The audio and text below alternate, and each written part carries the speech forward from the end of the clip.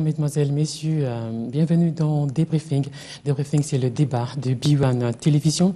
Aujourd'hui, autour de moi, Tony Canisius Bolamba, c'est le président du Mouvement pour le Congo, MOCO, un mouvement politique né à Paris en 2008, ancien du MPR, membre fondateur du RNP, le parti de Manda Mobutu, moboutiste devant l'éternel et fier de le revendiquer. Oui. Parce qu'avant qu'on fasse de la politique, on doit avoir une ligne idéologique. C'est comme en France, on a des gaullistes. Le moboutisme émane du libéralisme. Moi, je suis un libéral, donc ça ne me gêne pas qu'on me qualifie comme tel. Corneille Mulumba, vice-ministre dans le gouvernement birindois, vous êtes de l'UDPS d'Etienne Tshisekedi, de l'opposition républicaine de Léon Kengoa Dondo. Alors, ça ne fait pas un peu croisé, là? C'est quoi ça, madame? Je suis membre cofondateur de l'UDPS. Et pour un monde, je change. N'est-ce pas? L'opposition républicaine a été constituée pour pousser à l'application des recommandations de concertation nationale. Et dans ce cadre-là, que nous sommes avec tous ceux qui ont été concertations, qui les ont soutenus, pour qu'on puisse appliquer les recommandations de concertation nationale. Et donc, il n'y a pas de télescopage du tout. Et voilà pourquoi il y a l'opposition républicaine. Et vous êtes toujours de l'UDPS d'Etienne Tshisekedi? Bien entendu. Je suis de l'UDPS. Etienne Tshisekedi n'est pas propriétaire de l'UDPS, je suis de l'UDPS. Dans un bateau, on doit avoir un commandant. Mais vous êtes le président de l'UDPS? C'est lui le chef. C'est lui le leader. Mais si on dit l'UDPS d'Etienne Tshisekedi, ou lui, de Vital Kamere, oui, mais je pense que nous devons nous habituer à des organisations qui fonctionnent comme des organisations. Donc peut-être qu'il y a plusieurs UDPS, c'était juste pour nuancer, si je peux épauler madame. Je pour dire que, pour moi, dans mon esprit, il n'y a pas plusieurs UDPS, puisque tout le monde, tout ce qui, pour l'une ou autre raison, il y a eu des malentendus entre les individus. Ils ne sont pas moins de l'UDPS. Je ne me sens pas moins proche d'un Proté Lumbo, membre fondateur de l'UDPS, qui est Tshisekedi, un compagnon de tout le temps, bien entendu. Nous sommes tous de l'UDPS. Mais à Limité, on dit que vous n'êtes plus de l'UDPS. Personne ne vous a dit ça, madame. Vous comprenez bien. Personne ne vous a dit ça. Et personne ne peut vous dire ça parce que ce n'est pas vrai. Tous ceux qui étaient en concertation nationale ne font plus partie de l'organisation. Personne ne vous a dit ça. Vous n'avez jamais entendu Tshisekedi dire cela et on ne le dira jamais. Vous êtes toujours de l'UDPS. Et j'ai jamais dit autre chose. Mais l'UDPS est dans Debout Congolais. L'UDPS n'est pas dans Debout Congolais. Bruno Mavungu, Félix Tshisekedi ont signé avec les autres pour créer Debout Congolais. À tout moment, les Congolais peuvent se mettre ensemble pour faire avancer la cause. Je soutiens naturellement toutes les initiatives qui tendent à contribuer à l'amélioration des conditions de vie du peuple congolais. Oui, les uns les autres essayent. J'essaie de comprendre, j'essaie de vous situer, quoi. Oui, non, il n'y a pas de problème. Je ne me sens pas. Je suis avec tous ceux qui se battent pour que les conditions du Congo puissent changer. Alors vous êtes dans Debout Congolais ou pas? Je suis dans Debout Congolais ou pas? Non, je ne suis pas formellement dans Debout Congolais. Ah d'accord. Bon, si vous êtes de l'UDPS, vous devez être dans Debout Congolais. Vous avez un commentaire? Vous y comprenez quelque chose? Non, je ne sais pas avec qui je débat. Si monsieur de l'UDPS, normalement, il ne doit pas être dans l'opposition parce que vous êtes de l'Imperium. Comment on peut être d'élu? Attendez. On peut avoir les pouvoirs allez-y doucement. Dans l'opposition. Allez-y doucement. Donc ça, c'est des 1. Si vous pouvez me laisser juste quelques minutes, je vous en donnerai même 50. Ah bon? Ok. Très bien. Comme ça, vous aurez le loisir de parler et de continuer. Vous savez, messieurs, quand on veut faire de la politique, on doit avoir une ligne. Moi, vous ne m'avez pas posé la question si je suis de l'opposition républicaine. Bon, M. Kengoa Dondo, il est moboutiste. Donc, c'est ma famille, c'est la grande famille. Donc, je n'ai pas à les revendiquer ici. Quand on veut faire de la politique, on doit savoir si on est libéral, si on est socialiste, si on est communiste. L'UDPS est d'obédience socialiste, donc allié naturel du PPRD, puisqu'ils sont socialistes. Si on doit suivre les choses dans un contexte normal. Bon, moi, je ne comprends pas. Tantôt, messieurs, est de l'opposition républicaine. Il est de l'UDPS qui a l'impérium, donc qui a les pouvoirs. On ne peut pas être de l'opposition et du pouvoir. Il faudrait qu'on soit fixé. Après, on pourra voir comment on peut débattre sur certains sujets essentiels de l'État. Absolument. Je suis content de vous entendre. vous vous êtes défini clairement et fier de l'être, vous l'avez dit, moboutiste. Libéral. Parce que les moboutistes, c'est les libéraux. Attendez. Nous sommes en République démocratique. Et en France, je suis des droites. Vous permettez maintenant? Oui, libéral. Je ne suis pas en France, je suis à Kinshasa. Non, j'ai dit, s'il vous plaît, je suis libéral. Mon frère. Je suis d'obédience libérale. Nous sommes à Kinshasa. Oui, je suis d'obédience libérale. Monsieur, nous sommes à Kinshasa. Dans ce pays, oui, beaucoup de mes compatriotes ont été tués parce qu'ils étaient communistes, parce que étaient ceci, parce qu'ils étaient cela. Je ne suis pas convaincu que dans ce pays, si on fait le tour réellement, votre libéralisme, votre communisme, votre socialisme, votre je ne sais pas quoi, beaucoup de Congolais de cette ville de Kinshasa, n'allons pas à l'intérieur du pays, sont conscients de ce que c'est. Alors, j'essaie de défendre des choses que les Congolais vivent tous les jours. C'est pour ça que nous sommes à Kinshasa, nous ne sommes pas en France. Non. Si vous permettez. Okay. Donc ça, c'est une chose. La deuxième, vous êtes fiers de l'être. Moi, j'ai combattu Mobutu pendant tout ce temps. Donc depuis 1980, la lettre trouvée de thèse parlementaire, j'ai combattu. Jusqu'à la fin. Parce que jusqu'aujourd'hui, nous payons la mauvaise politique de Mobutu. Vous en revendiquez, c'est votre droit. Mais vous êtes avec celui qui a été 3 fois Premier ministre. Je veux dire ceci. Vous en revendiquez, vous en êtes fiers, d'accord. Moi, je regrette les 32 ans de Mobutu dans le sens que... Mais démissionner de l'opposition républicaine. Mais vous permettez... Puisqu'il est géré par vous voyez que vous intervenez alors que vous disiez que vous allez m'accorder 50 minutes. Non. Vous ne parvenez pas à me laisser une minute. Non, c'est parce que vous êtes en train de distraire la population. Non, je ne dis pas la population, je dis nous sommes en train de payer jusqu'aujourd'hui la gouvernance de ce pays par Mobutu Sese Seko. Nous le payons jusqu'aujourd'hui. Vous en êtes fiers, moi je ne suis pas fier. Mais M. Kengwe Mobutu, attendez, vous savez pas ça. Il a été 3 fois Premier ministre sous Mobutu. Je dis ceci. On ne peut pas détester Dieu. On ne peut pas détester Dieu et aimer Jésus. Mais attendez. Vos acquaintances avec Léon Kengo. Kengo a été aux concertations. Kengo a dirigé le volet opposition de concertation. Il était au présidium. Avec tous ceux avec qui nous avons été en concertation, nous sommes mis ensemble pour qu'on applique les recommandations de concertation. Mais ça, vous l'avez déjà dit. Mais oui, mais c'est ça le problème. Mais c'est ça, il n'y a pas autre chose. Il n'y a pas autre chose. Avant les concertations, nous avons été dans... C'est par idéologie, par posture ou par conviction. S'il vous plaît, avec... Pourquoi je suis là par...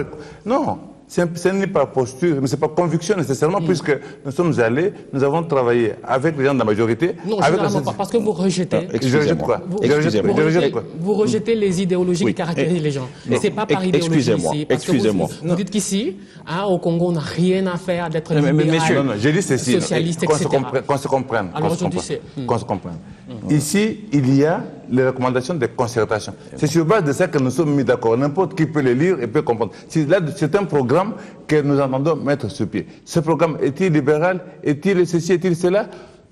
Que ceux qui veulent le faire le fassent. Mais moi, je dis simplement que c'est un accord politique, un compromis politique qui nous réunit. Et c'est autour de ça que nous sommes. Oui. Indépendamment des concertations nationales, nous sommes sur le débat même du fondement d'un parti politique, d'une conviction. L'idéologie. Très bien, très bien. L'UDP, c'est un parti social-démocrate. Je sais qu'officiellement, on a dit que c'était par rapport à un dysfonctionnement des structures que... le groupe de l'Isanga a démis Léon Kengo Ndodo de son poste d'autorité morale. Ça, c'est l'explication officielle. Alors, dites-nous, ce qui se passe réellement, c'est quoi? Non, écoutez, lorsqu'on dit que lorsqu'il y a un crime... Et déjà, vous êtes avec qui? Avec l'Isanga ou avec Kengo? Je vous demande une semaine. Une semaine, pourquoi? Une semaine, vous verrez que tout ce brouhaha sera terminé. Je veux dire quoi? Je veux dire simplement non, ma question était simple. Vous avez signé avec l'Isanga ou pas? Mais vous pouvez signer quoi avec l'Isanga? J'ai signé la création de l'opposition républicaine. Oui, non, la déclaration qui annonçait que le poste d'autorité morale était vacant. Il n'est pas vacant. Il est occupé par Léon Kengo Ndodo. Donc vous n'êtes pas... Il est occupé par Léon Kengo Ndodo. Encore une fois, l'opposition républicaine a été créée pour qu'on puisse apaiser et appliquer les recommandations de concertation. Si on les applique... Il y en a plus de 600. Il y en a plus de 600. Si on a appliqué même le tiers de ça, je serais déjà content parce que ça veut dire que le peuple congolais en aura profité. Bon. Maintenant, toute action, tout acte qui va vers l'affaiblissement de l'opposition républicaine va contre l'application des recommandations de concertation. Et je ne peux pas soutenir ça. Comme quoi? Et la question serait, Comme quoi? à qui profite le crime? Comme quoi? Non, mais par exemple, cette fameuse déclaration de dire, bon voilà, on a modifié les structures, on a supprimé le poste d'autorité morale. On peut supprimer un poste, une structure quelle qu'elle soit, mais que ça se fasse dans des normes. Lorsque, pour des intérêts autres, vous affaiblissez l'opposition républicaine, ça nous dessert. Hein? Ces intérêts-là, c'est quoi? L'entrée au gouvernement, c'est ça? En réalité, c'est ça. Mais l'entrée au gouvernement, ce n'est pas Kengo Wadondo. Les mécontents ne sont pas sur la liste que Kengo a envoyée. Ma conviction est qu'il y a des amis qui sont fait manipuler. Pourquoi? Parce que ce n'est pas Kengo Wadondo qui sort le gouvernement. C'est Joseph Kabila qui sort le gouvernement. Mais il propose une liste. Il propose une liste. Il peut proposer une liste. Bon, très bien. Il propose. Sanga et les autres ne se retrouvaient pas. Je me pose la question simple. On dit qu'il y aurait une dizaine de ministères réservés à l'opposition républicaine. Et que Joseph Kabila aurait exigé que pour chaque ministère, qu'il y ait une proposition de 3 noms. 3 fois 9, ça en fait 27. Très bien. Donc ça veut dire qu'il y a 27 noms. Est-ce que sur 27 noms, il y aurait Kengo, serait-il assez stupide pour aller aligner 27 membres de l'Équateur ou de son parti, quoi que ce soit? Donc il y a de l'agitation inutile.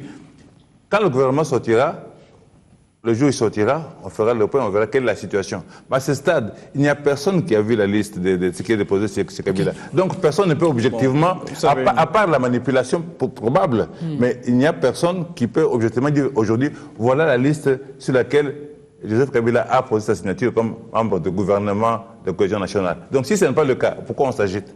On parle des concertations de l'opposition républicaine, mais il faut d'abord connaître la genèse de l'opposition républicaine. L'opposition républicaine est née, je peux dire...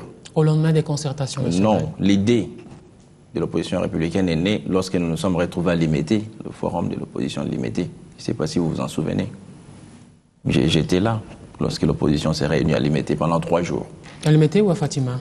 Non, c'était à Limété. J'étais là, non? Pendant 3 jours. L'UDPS n'était pas là en tout cas. J'étais là.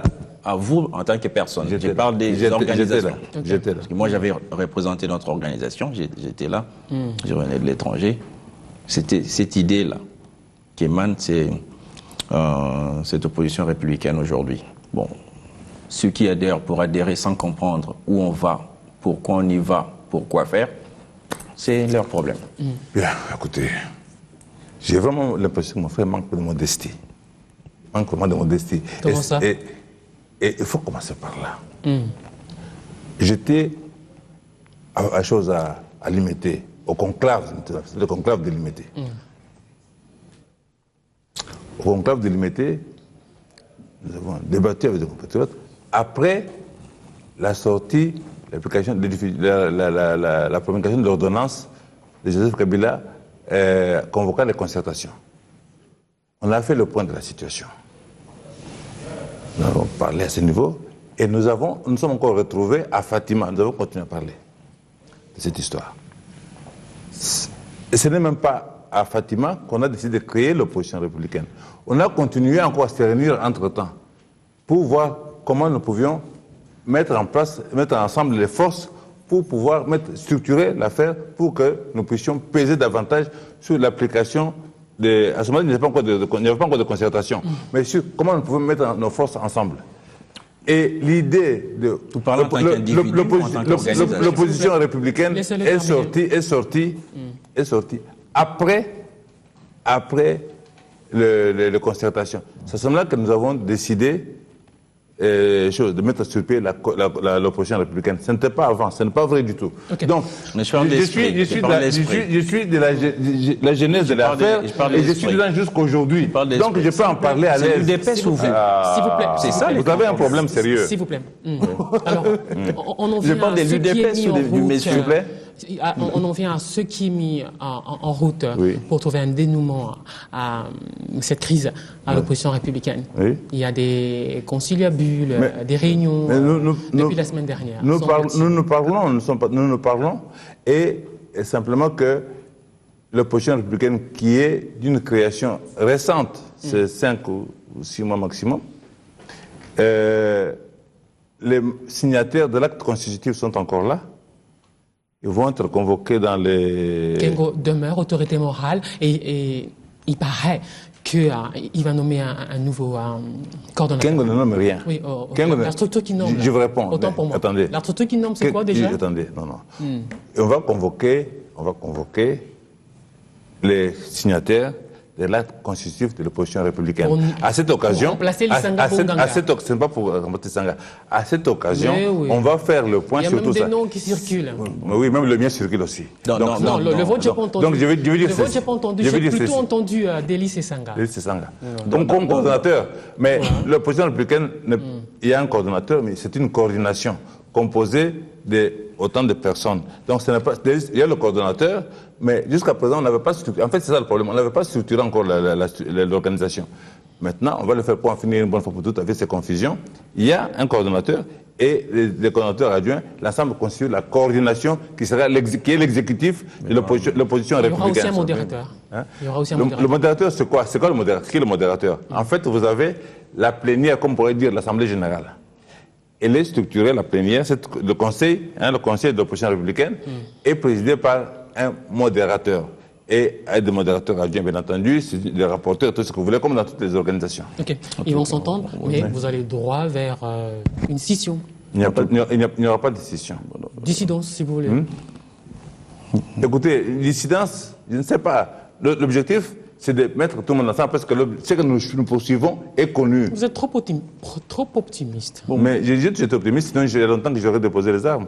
Et si pendant autant d'années... Non, sur ce coup-là, en fait. Oui, mais c'est une question de nature. Vous croyez à des valeurs, vous croyez à quelque chose, vous vous battez pour vos convictions. Oui. Et à ce moment-là, les petits coups de vent qui peuvent venir à gauche, à droite, ne vous balancent pas. Vous maintenez le cap. C'est pas par l'opportunisme. Je suis très content de ce que vient de dire monsieur. Monsieur Mulumba. Oui, monsieur Mulumba, je suis très très content, vu qu'il a combattu pendant longtemps Mobutu et qu'aujourd'hui il reconnaît l'autorité morale de celui qui a été plusieurs fois Premier ministre de Mobutu. On a déjà dépassé ce débat. J'ai l'impression vraiment que ça... En tout cas, ça nous... Moi, ça me satisfait qu'on puisse reconnaître quand même qu'on a une certaine finesse dans la gestion de la République, que nous ayons une certaine finesse dans la direction. C'est dommage. Tout ce temps passé en France, dans des partis politiques, au contact de partis politiques, on voit comment ces partis fonctionnent et qu'on en est là, où on ramène le tout à des individus. Je suis désolé. J'ignore combien de temps il nous reste, on va passer... Moi, je n'adhérerai pas allons-y. Au Front National, même si c'est un noir qui... Bukanga Lozo, qui le dirige, par exemple. Cet immense, gigantesque grenier agricole inauguré par le chef de l'État. Et il semble que c'est un espace 10 fois plus que la ville de Paris, 100 000 emplois. Alors ça crée des espoirs, non? Madame, les espoirs... On va manger mieux, les Congolais vont manger mieux. Attendez, il n'y a pas de miracle là. Ah ça c'est un miracle. Attendez. Ça c'est un miracle. C'est pas encore un miracle. Vous l'avez vu, vous? Vous avez mangé des maïs, des manioc ou des patates douces venant de Pangalozo? Pas encore. Donc c'est un projet, un très bon projet. J'ai visité un projet plus petit. C'est pas ici, un projet. C'est pas un projet. C'est un projet agricole. Ça vient de commencer. Oui, mais c'est un projet agricole. Je ne vais pas parler au sens projet. On ne peut plus parler de projet. Attendez. J'ai visité ici en Célé, il y a quelques 3 semaines, et la ferme le Kitoko Food, que Joseph Kabila a visité aussi. Quelque chose de très bien. Mais, si on peut... Puisqu'avec vous, il y a toujours un... il n'y a pas de mais, il n'y a pas de mais.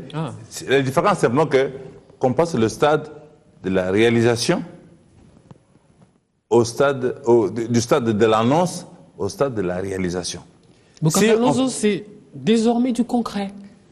Madame, il y a un espace, j'ai vu des tracteurs, mais comme moi, dans ce pays, et vous êtes arrivé de voir beaucoup de tracteurs arriver, dispatchés en province, je ne sais pas si vous avez vu ces tracteurs pour dire quelque chose. Mon souhait, effectivement, que ça se réalise naturellement. Et nous sommes ensemble pour dire qu'il faut que ça se réalise, parce que c'est le pays qui va en profiter. Donc, je ne peux pas être contre. Le barrage de Katende, c'est vrai qu'il a été...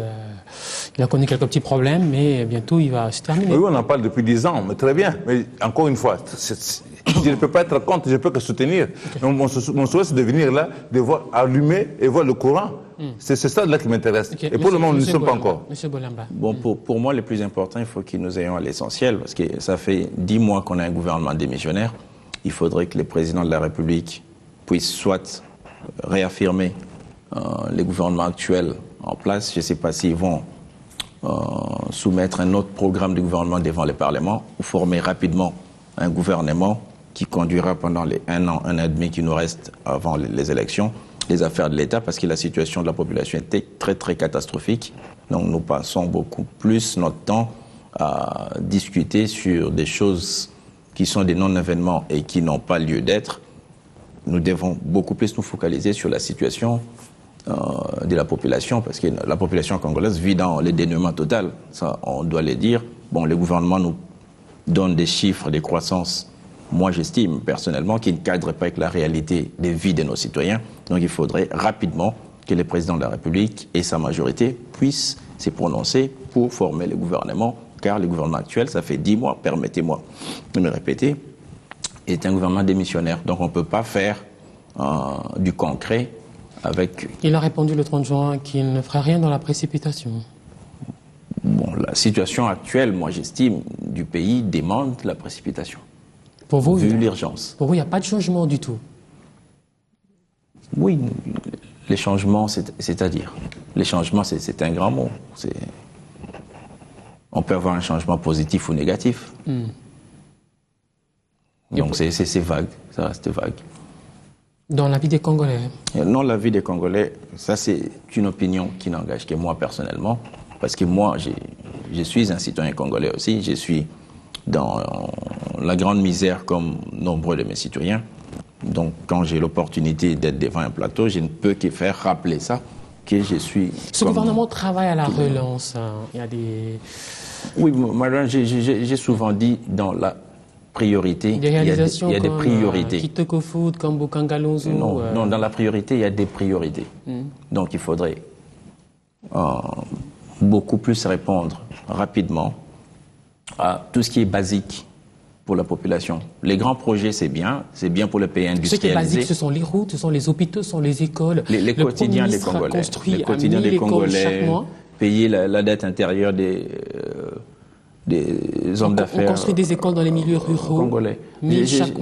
Chaque année, pardon. 1000 écoles chaque année. Je n'en disconviens pas qu'on construise. Il y a des écoles ici à côté d'Elvo qui manquent des bancs. On peut commencer par les basiques avant de faire du grand. C'est ça, dans la priorité. Quand on a plusieurs priorités, il y a les urgences. Et quand on a des urgences, il y a des urgences. Donc, lorsqu'un pays, sa population est dans le dénuement total, on va beaucoup plus tenir compte des urgences, répondre rapidement. Et traîner pendant 9 mois, 10 mois avec un gouvernement démissionnaire. Le gouvernement Matata a commencé par là. Si vous ne le reconnaissez pas, c'est tout simplement des propos d'opposants. Non, ça c'est pas des. J'ai pas dit que je reconnais rien du tout. J'ai dit que dans la priorité, il y a des priorités. Donc il faudrait qu'on aille aux urgences, répondre urgemment à la situation de la population qui ne cadre pas avec la croissance, les chiffres de croissance que nous donne le gouvernement actuellement. Monsieur Mulumba, aujourd'hui, ministre de l'Enseignement, vous commencerez par quoi? Ou de la Santé? Ce serait quoi vos priorités? Je ne suis pas ministre de la Santé, je ne suis pas ministre de l'Enseignement. J'ai dit imaginons. Si je suis ministre de la Santé, je m'investirai dans la construction, la création des écoles techniques, des écoles agricoles, des écoles de métiers. Pourquoi? Parce que c'est ça qui fait le grand défaut ici chez nous. Nous sommes là, nous importons pratiquement tout ce que nous consommons. Peu de choses près. Et tout ce que nous importons, qui nous coûte donc très cher en devises, nous pouvons le produire sur place. Vous voyez, nous sommes à Kinshasa, certains disent entre 10 et 12 millions, puisqu'on n'a pas encore eu de recensement depuis longtemps. Une population qu'il faut nourrir, qu'il faut habiller, qu'il faut soigner. Vous êtes toujours dans la peau du ministre de l'Enseignement et de la Santé? Mais je veux dire, absolument, mais non, mais vous ne savez pas dissocier les choses. Alors, s'il faut nourrir ces gens, il faut de la production agricole. Quel est notre niveau de production agricole? Donc, il faut des écoles pour motiver, pour encourager, pour soutenir les agriculteurs, localement, pour que nous puissions répondre à ces besoins. Alors, dans l'enseignement, moi, je vais faire tout pour que nous puissions privilégier l'enseignement technique, pour que nous puissions créer des écoles professionnelles, pour que nous puissions créer les petits métiers qui eux-mêmes donnent lieu à la création des petites et moyennes entreprises, des petites et moyennes industries qui créent des emplois. Et donc, nécessairement, on ne fait pas la formation, la création d'écoles pour création d'écoles. C'est pour répondre à un objectif. C'est le leitmotiv même de ce gouvernement. La première dame a inauguré l'année dernière une école technique dans 4 ou 5 provinces déjà. Oui. Et il y a l'Institut national de préparation professionnelle qui s'agrandit, qui se modernise. Et il en sort des jeunes gens formés en métier qui font des exploits quasiment. Mais qui peut s'en plaindre? Qui peut s'en plaindre?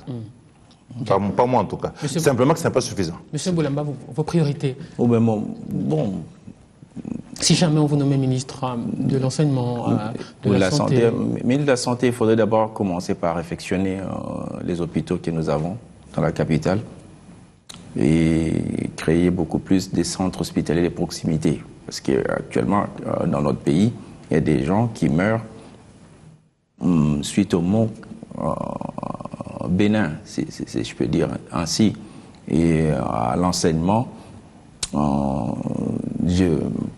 Il faudrait qu'on se batte pour que les études primaires soient gratuites, telles stipulées dans la Constitution. Dans les écoles publiques? Oui. C'est gratuit?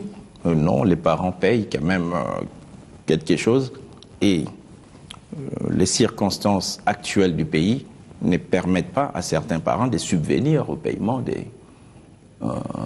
des frais scolaires de leurs enfants. Il faudrait que les prochains ministres d'enseignement se battent pour que l'article 43, je crois, de la Constitution soit respecté au niveau du Parlement, demander l'augmentation du crédit pour le ministère de l'Enseignement, pareil pour le ministre de la Santé, demander l'augmentation de crédit pour rénover, réfectionner les infrastructures de santé que nous avons en place.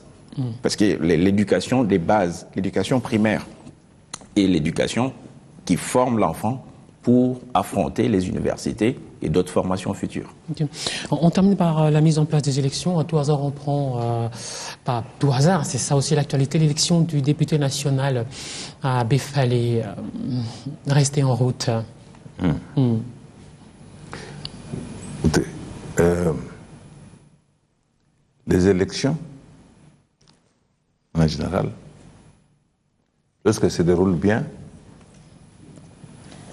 aide au progrès du pays. Lorsque Joseph Kabila parle de 2030 Congo émergent, ça veut dire qu'on doit y travailler maintenant.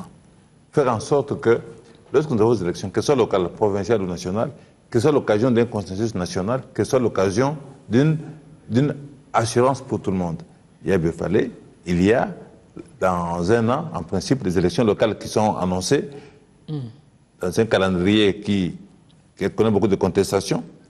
Et lorsqu'il y a des contestations comme ça veut dire qu'on se dirige vers des perturbations, donc des troubles, peut-être encore de nouveaux morts. N'incitez pas à la haine et à la violence. On ne peut pas inciter à la haine et à la violence. Pourquoi on doit toujours penser négativement de ce pays? C'est-à-dire, ce qui va se passer dans un an, on y travaille maintenant. On travaille maintenant. On réunit les conditions maintenant pour que les choses se passent dans la paix. C'est ça que nous devons rechercher. Alors, ça ne s'improvise pas. La commission électorale a répondu qu'il lui faut un budget global pour annoncer un calendrier global. Très bien. La commission électorale annonce cela. Ça voudrait dire que si on n'a pas le budget annoncé, n'est pas doté par le Parlement pour le moment, parce que ce qu'on a demandé à la commission, c'est qu'elle évalue l'élection locale, les provinciales, les nationales. Qu'est-ce que ça peut coûter? Présenter un budget global, c'est ça qu'on lui a demandé de faire. Lorsque vous présentez votre budget, le Parlement va jouer son rôle, mais vous devez présenter votre budget. Une partie de ces fonds seront peut-être locaux, d'autres viendront peut-être de l'extérieur, mais on demande de présenter... Les estimations sont déjà disponibles, c'est le cash qui manque, Monsieur Boulamba. Non. C'est le cash qui manque. Non. On n'a pas encore... la CENI n'a pas publié le budget global des élections, pas encore. Ni le calendrier, non. Un peu plus d'1 milliard de dollars, ils l'ont dit. Pour les communales, je crois que nous avons déjà les calendriers. Nous parlons... Déjà, le problème, c'est toutes les élections, parce que la crainte des uns et des autres, c'est de dire, si nous faisons seulement le local, alors on va dire que maintenant, on n'a plus de moyens pour faire le reste. Monsieur Boulamba, comment votre organisation se prépare à ces élections? Oui, nous nous préparons. Les jours où un calendrier global nous sera donné, on va l'affronter. C'est sans crainte affronter la population. On n'a pas peur, surtout quand on connaît les désidératas de la population.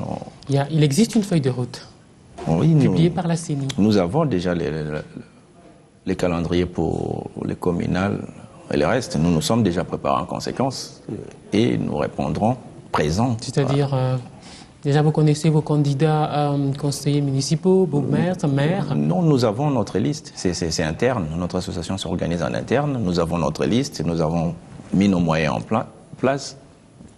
Tous nos outils pour les élections et les peuples congolais nous fera confiance et on surprendra. Ok. Monsieur Mulumba, vous serez candidat, vous Candidat à quoi? Je serai candidat d'ailleurs. Je serai candidat, c'est candidat député. Ben, moi, j'ai rempli toutes les conditions pour être candidat à tout niveau en RDC. Du conseiller municipal? Oui. À la magistrature suprême, pourquoi pas. Mon souhait, bien sûr qu'un parti de DPS présentera les candidats dans tout le pays, c'est naturel, c'est normal. Ça montre des choses. Notre souhait, simplement que ceux qui sont chargés, ceux qui sont garants de la nation, s'investissent pour que la paix soit dans notre pays et qu'on connaisse des élections apaisées. C'est ça qui est important. Finalement, que ce soit vous gagnez l'élection ou un autre, ce n'est pas ça le plus grave. Mais que ça se passe de telle manière que, quand c'est terminé, on vient vous saluer et dire « Vous avez gagné, madame. Félicitations. » C'est ça notre préoccupation. C'est ça notre préoccupation. Donc, les partis, écoutez, les Congolais, si vous arrêtez au bout de la rue, vous pouvez donner le nom des partis politiques. Les Congolais connaissent les partis qui existent et qui œuvrent sur le terrain. Ils connaissent, c'est pas le problème, il n'y aura pas de confusion. Alors, notre souhait, simplement que ces compatriotes puissent participer à des élections, comme ça peut se passer ailleurs, et que nous puissions, à la des élections, continuer une vie normale, sans tiraillement, sans tension. Okay. Et cela, ça nécessite qu'on se parle beaucoup les uns les autres pour calmer les tensions, calmer les nervosités. Et c'est le Congo qui sort gagnant. Okay. Les uns les autres, mettons le Congo au-dessus de toute autre considération. Merci beaucoup. Que je sois président ou pas, ça n'a aucune importance. Vous savez, madame, pour ne pas contester les élections, il faudrait se préparer aussi à temps. On ne va pas se préparer à la dernière minute, après on conteste. Donc, merci beaucoup à tous les deux d'être passés dans ce débriefing. Le nom de ce parti, c'est encore comment RMP. Je ne sais pas s'il y a beaucoup de Congolais qui connaissent ce nom-là. La RNP demande d'un des fils Mobutu. S'il vous plaît. De l'un des fils Mobutu. J'étais cofondateur. Le parti d'un des fils Mobutu. Donc quand je vais parler au Congo, je vais dire c'est le parti d'un des fils Mobutu, vous connaissez? Bon, malheureusement, quand il est mort, le parti a disparu. Il a disparu.